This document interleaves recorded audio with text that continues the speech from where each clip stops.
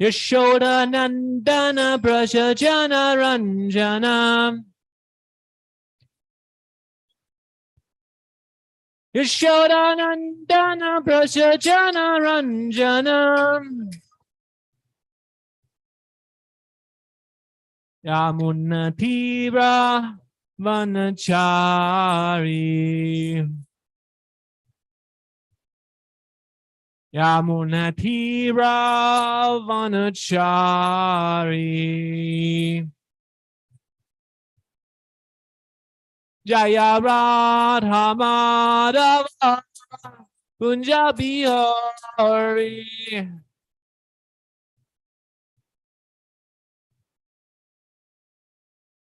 Jaya Radha Madhava Kunja Bihari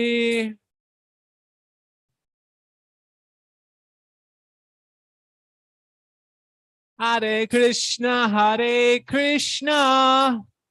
Krishna Krishna Hare Hare Hare Hare Rama Rama Rama Hare Hare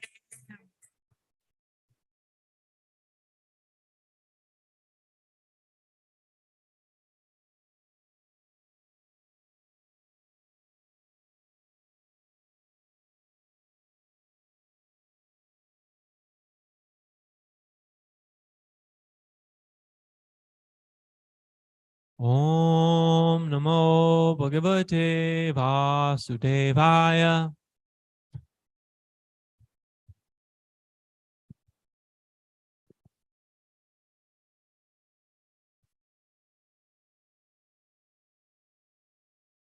Om Namo Bhagavate Vasudevaya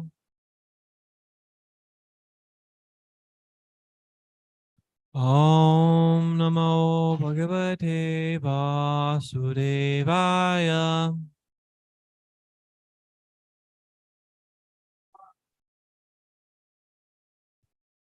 Continuing reading from Srimad Bhagavatam,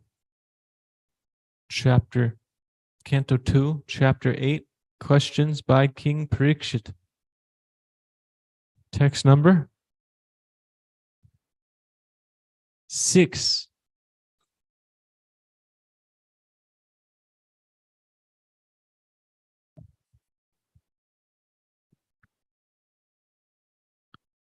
Tathatma Purusha Krishna Padamulam Namunchati Muktasarva Pariklesha Pantasva Sharanam Yatha Tathatma Purusha Krishna Padamulam Namunchati Muktasarva Pariklesha Pantasva Sharanam Yatha Dautatma Purusha Krishna Padamulam Namunchati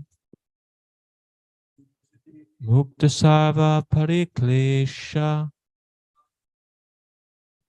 Pantasva Sharanam Yatha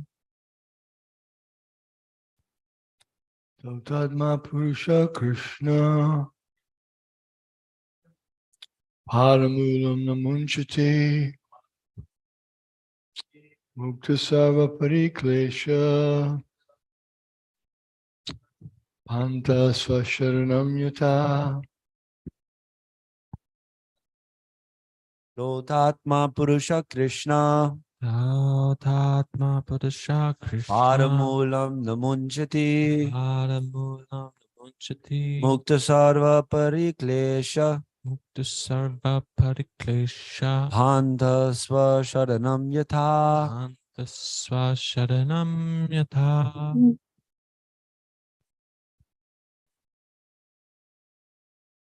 Dotatma Purusha Krishna Padamulam Namunchati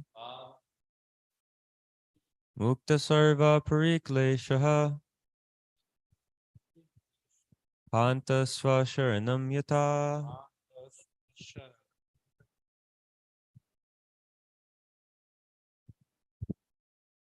Dotatma Purusha Krishna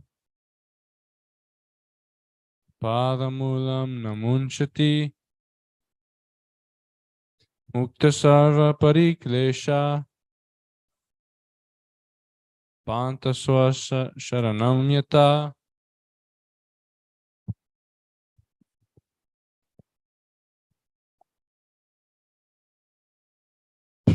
Please repeat word for word translation. Thou Atma, whose heart has been cleansed. Purusha, the living being. Krishna, the Supreme Personality of Godhead. Adamulam, the shelter of the lotus feet. Na, never. Munchati, gives up. Mukta, liberated. Sarva, all. Pariklesha, of all miseries of life.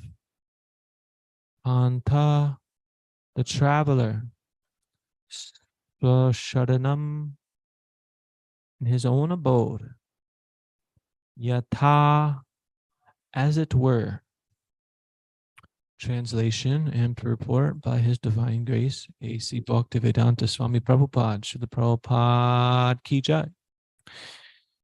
A pure devotee of the Lord, whose heart has once been cleansed by the process of devotional service, never relinquishes the lotus feet of Lord Krishna, for they fully satisfy him, as a traveler is satisfied at home after a troubled journey.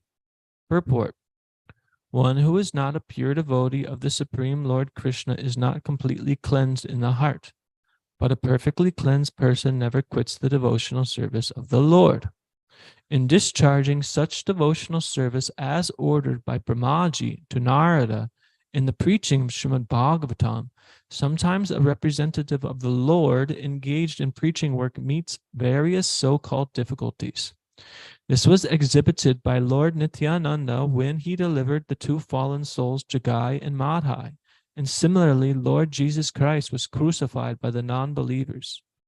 But such difficulties are very gladly suffered by the devotees in preaching, because in such activities, although apparently very severe, the devotees of the Lord feel transcendental pleasure because the Lord is satisfied.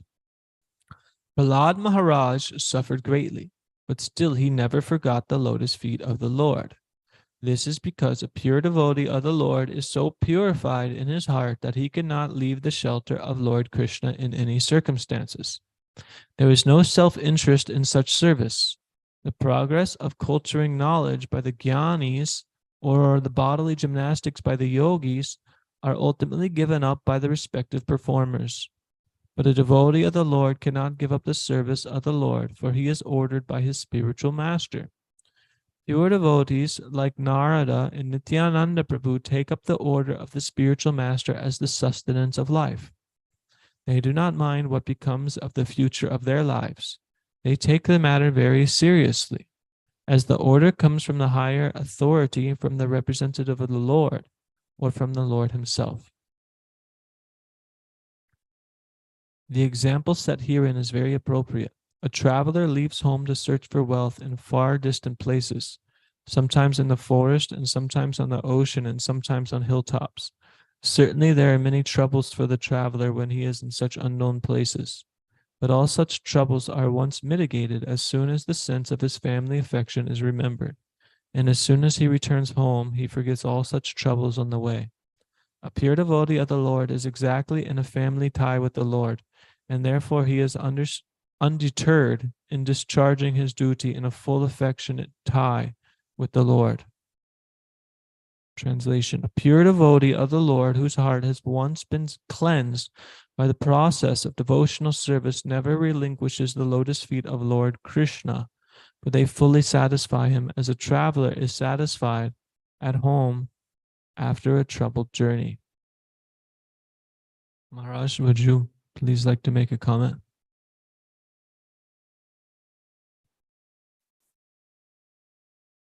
So this is a great example about a traveler leaving home and being on a difficult journey and returning home. I think everybody has practical experience of this. Prabhupada had great experience of this because we hear in the Lilamrita, especially recently, you know, he's traveling to different cities. He's trying to create business ventures, create wealth, prosperity for his family, for himself, and ultimately so he can use it in preaching. That was his goal. So he's in a different category because he's a pure devotee. But the point is still the same. We may travel very far and go through a lot of difficulties. And when we return home, we feel refreshed, we feel comforted, we feel safe. And, you know, something that Prabhupada pointed out here was that the traveler leaves home to search for wealth in far distant places. So I was just thinking, in our modern society, it seems like most people aren't traveling for wealth per se, of creating a business or trying to gather resources or, you know, these type of aspects. But, you know, in America, at least, it's very common for people to go on vacation, or we go to music festivals and distribute books. These people are traveling long distances, you know, packing up vehicles and, you know, securing all means. It's a lot of stress actually, just for a few hours of so-called enjoyment, which ultimately a lot of things get wasted.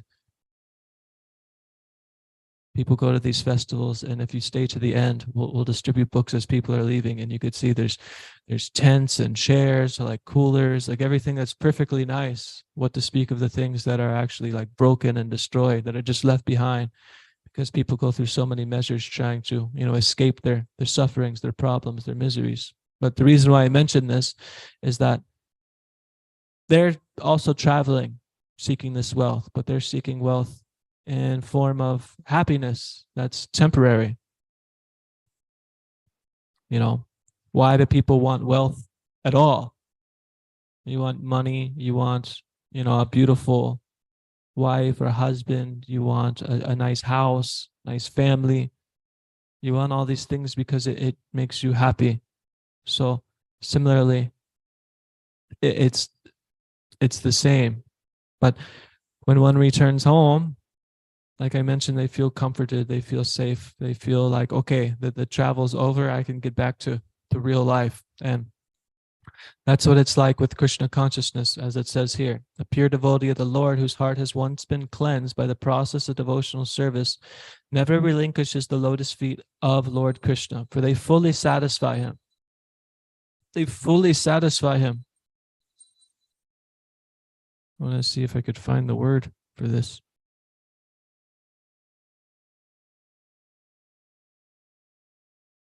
It says sarva pariklesha. It removes all of the miseries of life. So one's fully satisfied and they have all their miseries mitigated because they take full, complete shelter of the Supreme Personality of Godhead, Lord Krishna.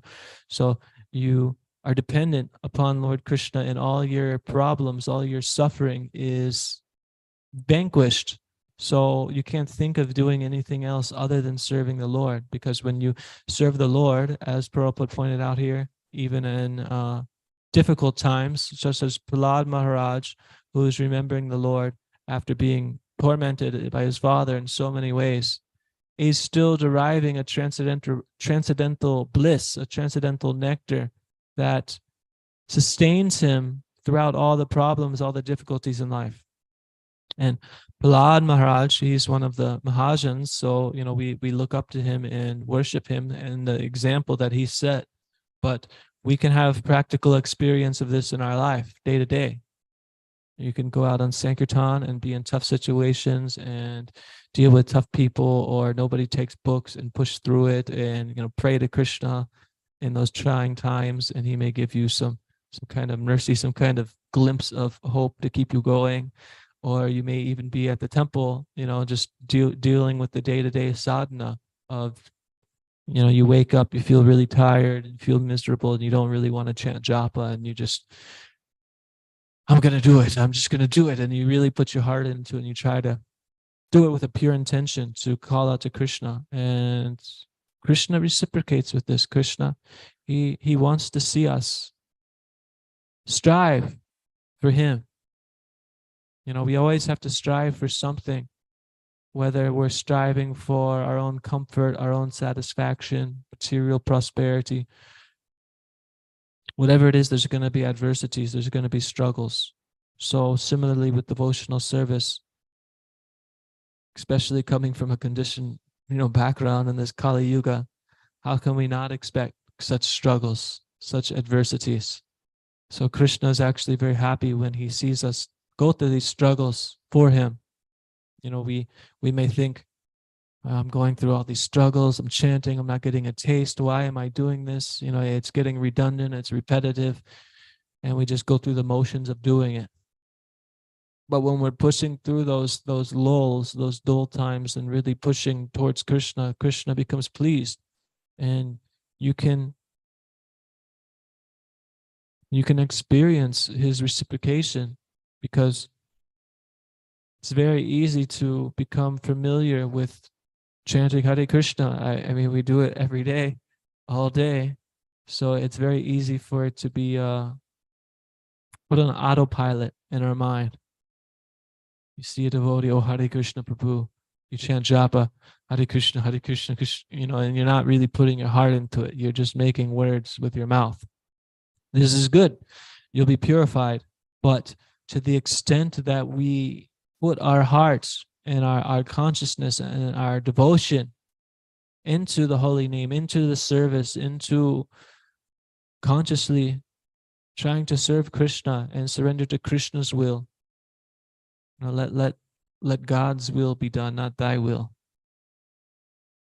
then the purification can be much more rapid.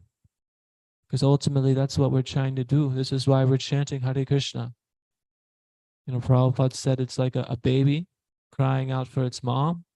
This is what we should meditate on. It's us clearing our dependence on Krishna. And we're begging for service from Krishna.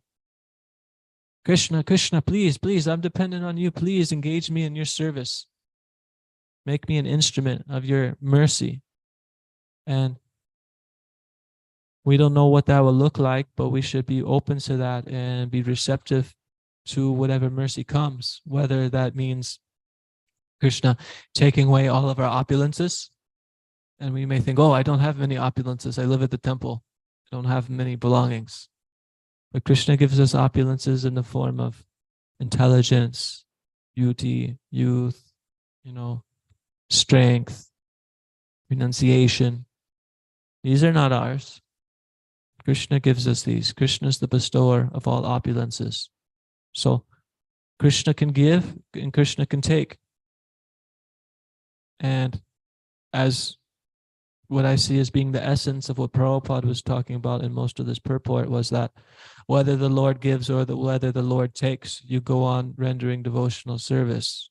And one who has that fully cleansed heart, there's nothing but Krishna. In the Bhagavad Gita, Krishna talks about one who gets this higher taste. One who has the higher taste of spiritual realization, ultimately of serving Lord Krishna. Then, giving up the material energy is very, very easy. We must develop this higher taste in the spiritual platform of life. Otherwise, then this material energy will continue to dawn in the back of our mind. Well, maybe I missed this opportunity. Maybe I should act on this recurring dream that I have, this desire that just won't go away in my heart. Let me just hold on to it because I have some faith that it will bring me happiness. Faith goes Our happiness goes, our faith goes where we think happiness will come. We put our faith in what we think will make us happy. So most people in this Kali Yuga who are blind to spiritual life, we can examine what they put their faith in.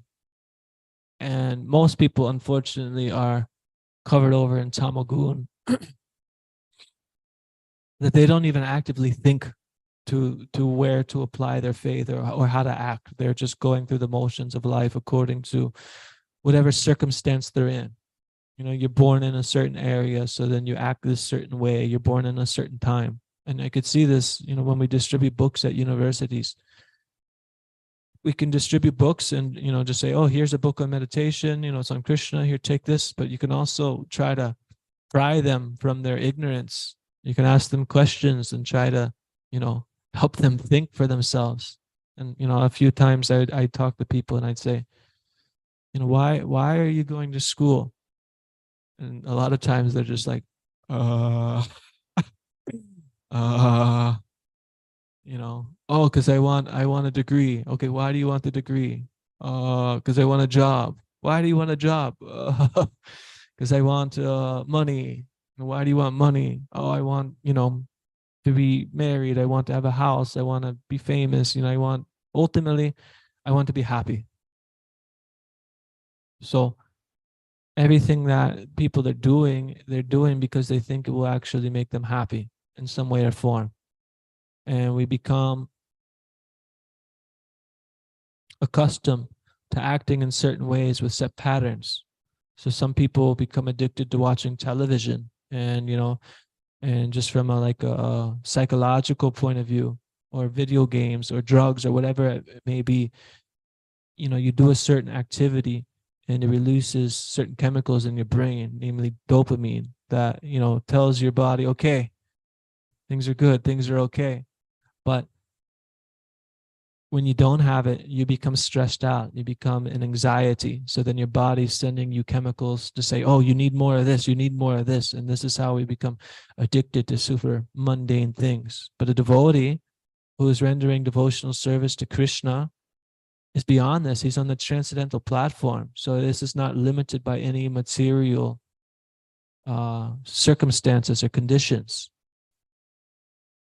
You know, no chemicals, no drugs, no, you know, material feelings can replicate the transcendental ecstasy that's experienced by the pure devotees of the Lord. And we have many wonderful examples in the Bhagavatam. So one who is fully aware of that, he gives his all to serving Krishna. And when he gives more to Krishna, Krishna gives more to him. And he wants to go deeper and deeper. But, you know, the nature of devotional service coming from this conditional platform, you know, it has a way of revealing our limitations. You know, for some time we may get on a good roll. We may, you know, really chant nicely, get absorbed in service, you know, really try to take a submissive attitude and surrender. But still, we can perceive material contamination, lust within our hearts, lusting over things that we know will not bring us happiness, that will actually bring us distress, but still we want them anyways. Greed, you know, envy, we're jealous of others who are more advanced than us, who have qualities that we'd like to have. You know, I've heard before, my Guru Maharaj would say, you know, being in Vrindavan especially has a way of revealing our limitations, because you're surrounded in a place where there's so much devotion just in the air. You know, there's like transcendental ecstasy. You look in the altar, the deities are covered in flowers, so many colors, the nicest dresses. There's so many devotees, and, you know, they're all, you could just feel their devotion and, you know, see how much they're chanting and how much they're viewing the deities with awe and reverence. So it's natural to be in that environment, or even, you know, be here in the temple and pick up on that same vibe. and we think we're more devotional than we really are. But over time, our limitations tend to resurface. These nagging desires in the back of our mind, deep down in our heart, the things that we hold on to in case Krishna consciousness won't work, or if it doesn't work the way that we intend, then we have this desire, this dream, this fantasy to fall back on. So, I've heard it said by many devotees that Krishna doesn't see what we give to him; he sees what we hold back. So we do so much for Krishna, and we think, Krishna, I'm doing so much for you. I've given up my family, I've given up my house, my comfort, I've given up all these things for you.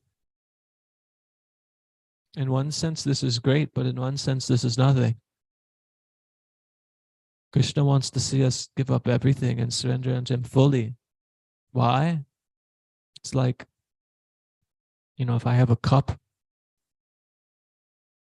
and Prabhu comes in with some amrita, some nectar, and my cup's filled with, water already, 3/4 of the way full. I'm like, oh, Jai, thank you, Prabhu. And he's like, no. You got to get rid of the water. I want to top you off. You should have all nectar. But because we're holding on to what we already have, thinking it's great, Krishna can only bestow so much because we're holding on to Maya. So that's the conundrum, is that, we want to be free from the material energy and take shelter of Krishna. So we pray that way. So we act according to rules and etiquette and practice our sadhana in that way. But still deep down, we're the ones holding on to Maya. So if we keep on performing devotional service and trying sincerely to render selfless service in a way that's free of offenses, especially chanting the holy names free of offenses, then purification will take place. And this purification of heart is essential, because here it's saying the pure devotee whose heart has been fully cleansed never relinquishes the lotus feet of Lord Krishna. So that's the goal, is to purify our heart completely. And once the heart is pure, you can clearly see how miserable this world actually is. I mean, you don't have to be completely, fully pure to see that. But, Bhaktisiddhanta Saraswati Thakur, he'd say, this place is no place for a gentleman. And everybody has their own motive, their own agenda. How can there ever be peace in the world? There's wars being fought. These people are focusing on, rights for all sorts of different things. I was going to say them all, but I don't think it's important. It's contaminating, actually. Anyways, people are focusing so much on so many different causes that they think will benefit the world in different ways. But it's all temporary. It's all coming up short until we can see that Krishna should be the receiver of all sacrifices, all austerities, not just for us individually, but collectively. Then everybody could be happy. Yeah, Maharaj, you'd like to say something?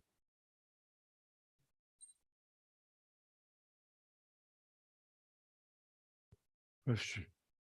Someone may say, why not just annihilate oneself and then don't have to worry about all these attempts to improve and make the heart pure, because it's such a long process. Why not just annihilate oneself, get rid of the individuality, and then you can just be happy.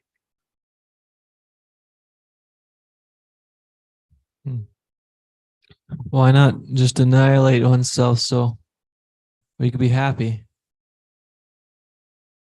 Well, here, as I was reading, trying to find this word that Prabhupada translated into fully satisfied, it says, Mukta Sarva Pariklesha. One's liberated from all miseries of life. So one could annihilate themselves and achieve that, right? But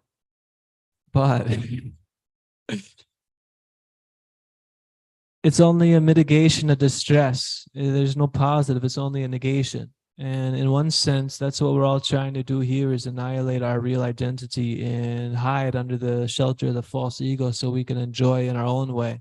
But we see how that pans out, that it only results in attachment and suffering to something that's temporary and full of suffering. So then that's the situation we end up in. So people who are too attached to that and want to annihilate that, that's in one way you could say more noble than trying to enjoy something that's phantasmagoria, but it's still just the negation. It's not situated in reality. The reality of the soul is to be Satchitananda. It's eternal, so it can't actually be destroyed. It's chit, full of consciousness. You can't go to a void.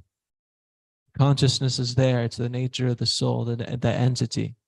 And Ananda, to be blissful. So one may take to Sat and Chit and even desire beyond annihilation. You can desire mukti, liberation in the Brahmajyoti that has the features of Sat and Chit. The one's conscious one has this knowledge, one's eternal, but it doesn't have this Ananda, this blissful ecstasy that's coming in the highest form with reciprocation with Lord Krishna. So, I'm trying to think of an analogy. It's like, you have an arm and something's bad on your arm. You could just cut off your arm so you don't have to deal with like the disease on there, or you could actually treat the disease and then your arm is there to serve a purpose that, helps you do so many nice things. So, but that arm in this analogy, it needs to be used in Krishna's service. Otherwise, it's going to be a source of disease. So we cure the disease by serving Krishna, which is so relishable, it's so enjoyable. I mean, we look at the altar, we see the deities dressed nicely. You're chanting Hare Krishna, which it brings so much bliss and ecstasy, relishing Krishna prasada. Association with the devotees.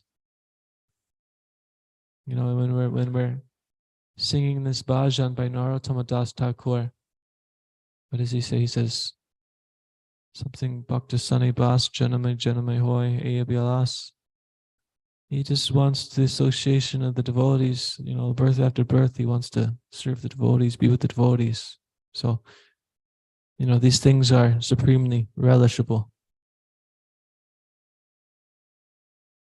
Is that sufficient?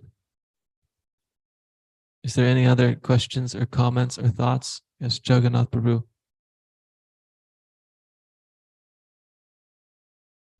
On the holy name, how can we fix up our mind?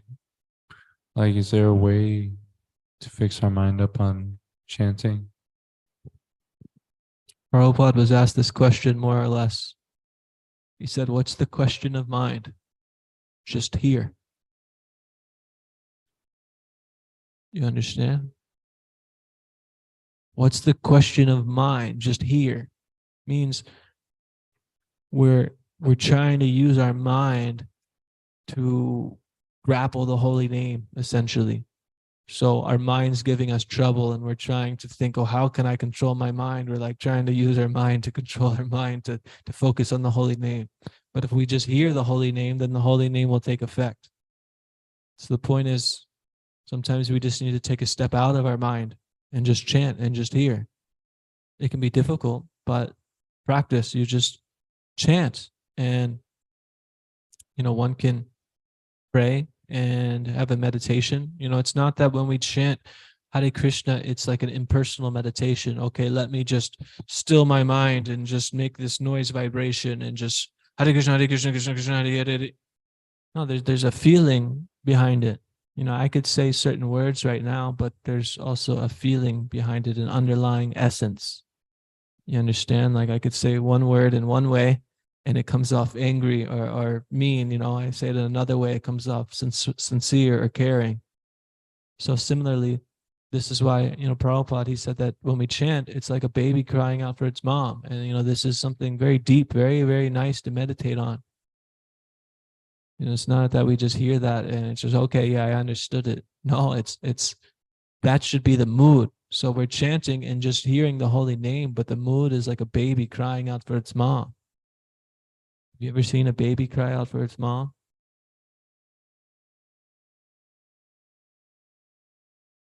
You haven't seen it in a while. Brahmachari ki jai. Well, you can imagine you were once a baby also, but a baby cries out and it doesn't know how to say anything. It doesn't know anything. You know, it just knows how to cry for its mom's attention, and it's completely dependent upon its mom. So then the mom or father, you could say, but you know, predominantly mother, hears the cry of the baby and goes rushing to the baby. And, you know, the baby can't say, I'm hungry, or, you know, I need to change my cloth, or, you know, I need to take a nap. It's just crying, full out dependent. So similarly, we should cry out in that same way. So we conquer the mind just by hearing the holy name and absorbing ourselves in the holy name. But we don't chant mindlessly, you know, like a zombie. There should be like when we're chanting, we should be aware that we're chanting, that we're calling out to Krishna, like Hare Krishna, Hare, like we're calling out to Krishna. Krishna, help me. Hare Krishna, Hare Krishna. And I mean, as we practice that, then it becomes more of a natural vibe, like a natural feeling, a natural mood that develops that can be built upon. But if we chant mindlessly and inattentively, this is the mother of all offenses. But if we're chanting offensively, the best remedy is to continue chanting the holy name. So no matter what happens, we should always continue chanting the holy name, and purification will take place. But by our sincere effort, or even wish or prayer to want to be chanting attentively and free from offenses, immediately, you know, we come to a higher platform of chanting. And from that chanting, it brings more purification. But if we're chanting just redundantly on autopilot, just because I have to, you know, really zoning out, and then our mind wanders and thinks about so many other things, and we're making so many offenses to the holy names, purification will take much longer. Or we could even, you know, Krishna can rescind his holy name. The holy name is the greatest blessing that one could have. Bhaktivinoda Thakur said there's nothing in the three worlds other than the holy name. So what other species can even, you know, utter sound vibration that comes out in the form of coherent words? Humans, maybe parrots, maybe like a few other rare animals. But, you know, humans, we have this tongue, we have this special ability. It's either we're going to chant the holy name and the Lord's glories, or we're going to utter nonsense, like croaking frogs, talking about gossip, talking about, I mean, even within a temple, we talk about, oh, this devotee did like this, they did like this, I don't like it, or, you know, we should do like this. Frivolous things. If we stick to glorifying Lord Krishna, his holy names, his pastimes, sharing the pastimes with others, talking with devotees and helping them be people, you know, sometimes we have to connect with each other on whatever level we're at, and then we throw in Krishna as much as we can. That's nice. It will help foster relationships that will help us continue to render service and ultimately chant the holy name. So I hope any of that helps you at all. Is there any other final thoughts or comments or questions, burning reflections? Yes, something else? Yes, last question.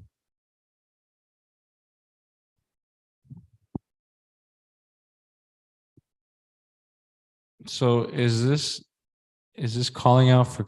I've heard this before, that when you're chanting, it's supposed to be like a thunderbolt. You know, you're supposed to chant like Hare Krishna. but sometimes I get like self-conscious because, well, not really self-conscious. It's just, I'm just like really,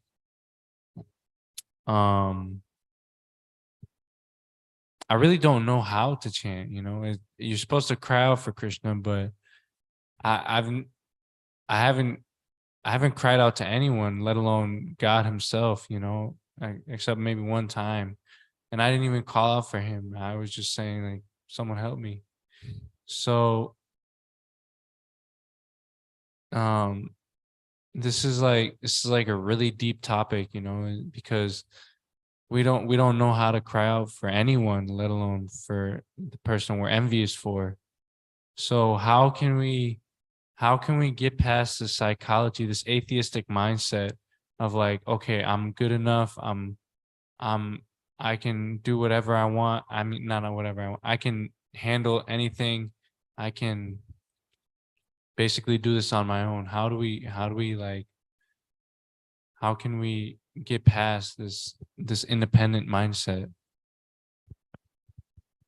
Yeah, I'm reminded, I had a friend one time when he was a kid, he would eat too many sweets, and then he would go to the bathroom with a stomach ache, and he would cry out to God for help.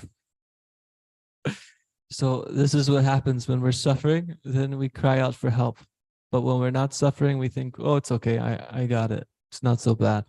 So this is what we need to overcome. We need to declare our complete dependence on the Lord at all times.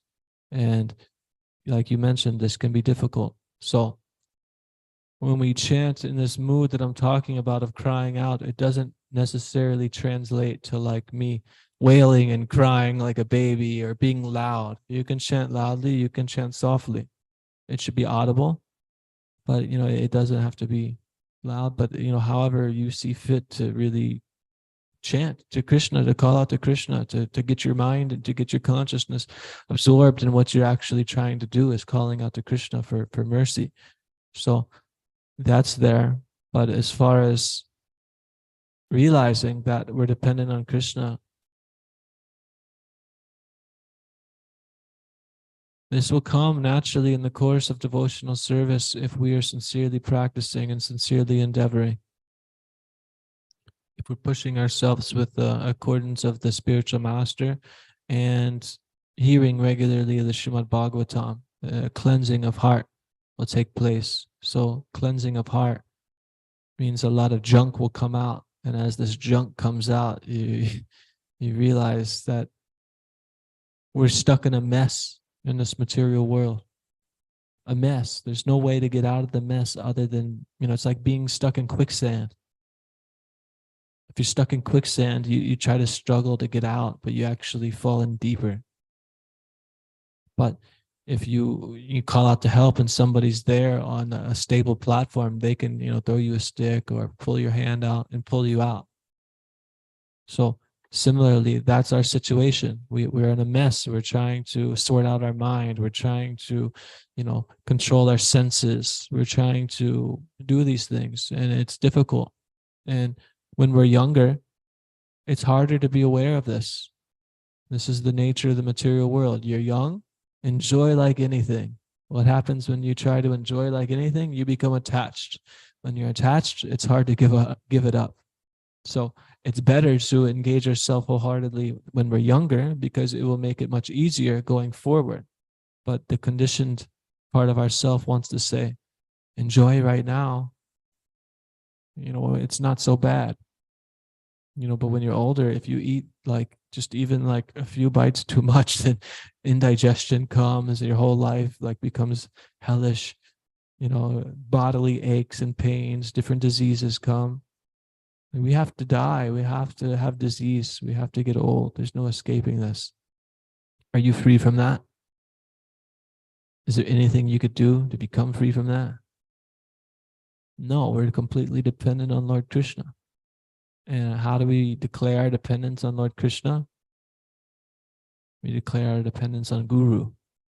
So by following the instructions of the Guru and trying to serve him as the best of our ability, this is great for developing this dependence upon the Lord, because the guru, the spiritual master, is the external manifestation of the Supreme Personality of Godhead.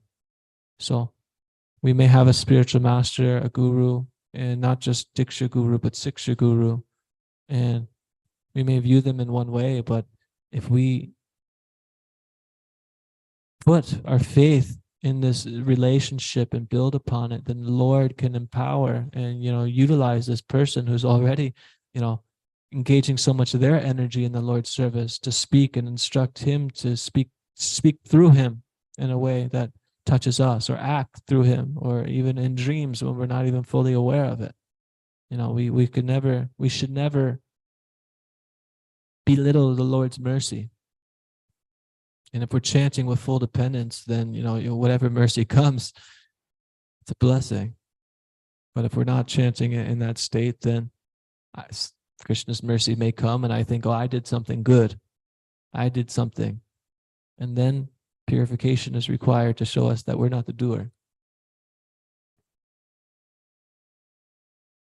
But practice. One other thing is that we can look to prayers of such persons, and we can meditate on such pastimes such as Draupadi. It's a very good pastime to meditate on. Queen Kunti. Many different examples of the Bhagavatam. This is what the whole Bhagavatam is about.